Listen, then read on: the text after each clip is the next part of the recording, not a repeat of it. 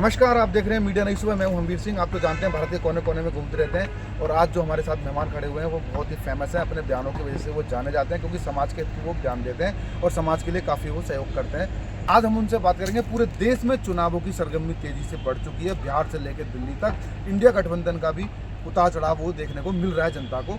उनसे हाल ही में अभी राजा भैया से एक समाजवादी पार्टी के उत्तम पटेल नेताजी ने मुलाकात की है। इससे पहले वो राजा भैया के बारे में बयानबाजी गलत तरीके से किया करते थे। अब ठाकुर युवराज सिंह आलोक जी भी राजा भैया की पार्टी से संबंध रखते हैं। उनके पास बहुत जिम्मेदारी वाला पद है। जानेंगे वो क्या कहेंगे इस विषय पर। देखिए, पिछले चुनाव में समाजवादी पार्टी के राष्ट्रीय अध्यक्ष के माध्यम से अनर्गल बयान दिया गया राजा भैया जनसत्ता दल पार्टी के लिए। अब वो इतिहास बन गया। उन बातों को मैं नहीं दोहराना चाहता, लेकिन राजनीति में कुछ भी संभव हो सकता है। कोई ना परमानेंट शत्रु होता है, ना कोई परमानेंट मित्र होता है। कल समाजवादी पार्टी के प्रदेश अध्यक्ष उत्तम पटेल जी माननीय राजा भैया के निवास पर उनसे मिलने के लिए गए। अब उसके अभी किसी भी रूप में हम कोई भी निष्कर्ष नहीं निकाल सकते। एक शिष्टाचार की मुलाकात थी, लेकिन इतना सीधा साफ है कि जो पहले संबंध थे वो लाइन पर लाने की कोशिश की जा रही है माननीय अखिलेश यादव के द्वारा।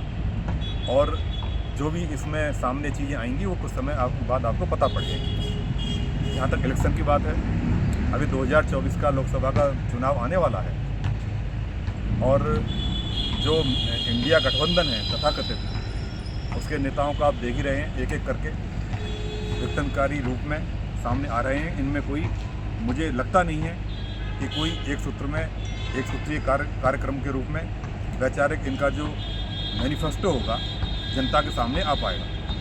मुझे प्रधानमंत्री नरेंद्र मोदी के नेतृत्व में एनडीए गठबंधन की सरकार पुनः स्थापित होती दिख रही है। सर, एक मेरा सवाल बन रहा था बीच में कि जनसत्ता का जो रुझान रहा है अभी तक वो भाजपा के प्रति रहा है, लेकिन आपने अभी हाल ही में बोला कि अखिलेश की पार्टी के द्वारा भी उन तक मैसेज पहुँचाया जा रहा है, उनको अपनी तरफ जोड़ा जा रहा है, तो क्या मान के चलें अभी? देखिए, राजा भैया पिछले 30 साल से विधायक हैं जी। राजनाथ सिंह जी के साथ रहे, कल्याण सिंह जी के साथ रहे, मुलायम सिंह जी के साथ रहे, अखिलेश जी के साथ रहे। सिवाय बहन जी के कोई सरकार उनके बिना बनी नहीं जी। ये 90 के दशक से हम देख रहे हैं। कोई भी सरकार हो, राजा भैया का सहयोग लिया जाता है। और राजा भैया के लिए ये बोल देना कि उन्होंने माननीय नेताजी ने, अखिलेश जी ने उनको मंत्रालय दिया या जेल मंत्री बनाया, अरे उन्होंने तो आपको मुख्यमंत्री बनाया। उनके बिना तो मुख्यमंत्री नहीं बन सकता। और अभी भी हिंदुस्तान में और विशेष रूप से यूपी में जितना अनुपात राजपूतों का है, राजपूतों का नेतृत्व राजा भैया करते हैं, विशेष रूप से पूर्वी उत्तर प्रदेश में और आजकल तो पूरे हिंदुस्तान में। तो बिना उनकी सहमति के वोटों का जो समीकरण है, राजा भैया अगर साथ आते हैं, अभी उनका रुझान बीजेपी के साथ, योगी आदित्यनाथ जी उनके पुरोहित रहे हैं, गुरु रहे हैं, गोरखपुर पीठाधीश के पारंपरिक गुरु हैं। उस रूप में राजा भैया उनको मानते हैं। तो वो समीकरण उस तरीके से अब क्या बनेंगे भविष्य के गर्त में है, अभी उसमें कुछ भी कहना जल्दबाजी होगा। लेकिन अति उत्साह में, अति घमंड में, अति जोश में अनर्गल बयान नहीं करना चाहिए। राजा भैया ने आज तक के इतिहास में कभी भी किसी के लिए सक्षम होते हुए भी, सब कुछ होते हुए भी, कभी किसी के लिए गलत बयानी नहीं की, कभी किसी के लिए हल्का बयान नहीं दिया। तो ये हमारे शीर्ष नेतृत्व के जो नेता हैं उनको सीखना चाहिए कि राजा भैया से ये सीख लें कि कभी भी अति उत्साह में, उमंग में, जोश में आकर गलत बयानी ना करें। आज जो आपका शत्रु है कल आपका मित्र बन सकता है। आज जो आपका मित्र है आपका शत्रु बन सकता है। दुश्मन का दुश्मन मित्र होता है। तो उस तरीके से राजनीति करना चाहिए। राजनीति सिर्फ अपने खुद को सजाने के लिए, झंडे के माध्यम से, पार्टी के माध्यम से खुद को आगे बढ़ाने के लिए, अपनी पीढ़ी को आगे बढ़ाने के लिए नहीं करना चाहिए।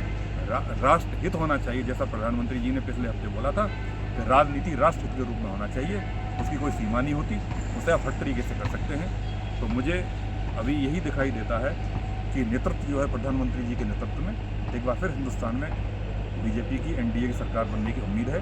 हालांकि ये जो विरोधी हैं आपस में जितने अभी भी आपको दिखाई दे रहे हैं, जब तक चुनावों की घोषणा होगी, जो आचार संहिता लगेगी, तब तक ये सारा विघटन और आपको रूप में सामने आएगा, जो अभी से प्रतीत होने लगा है नीतीश कुमार के रूप में, ममता बनर्जी के रूप में, जयंत चौधरी जी के रूप में, या अभी और ज़्यादा नाम लेना उचित नहीं होगा। धन्यवाद हमसे बात करने के लिए। जी धन्यवाद।